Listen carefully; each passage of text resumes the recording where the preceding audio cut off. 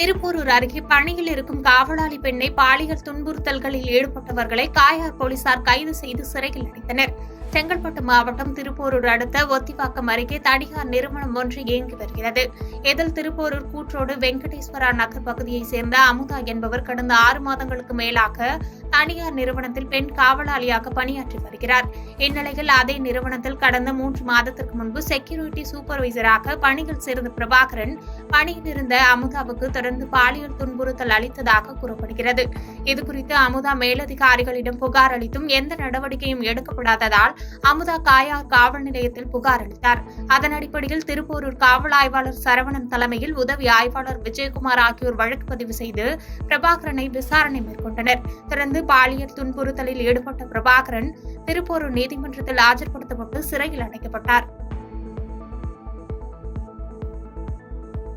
பாதகம் செய்பவரை கண்டால் நாம் பயங்கொள்ளலாகாது பாப்பா, மோதி மிதித்து விடு பாப்பா, அவர் முகத்தில் உமிழ்ந்து விடு பாப்பா.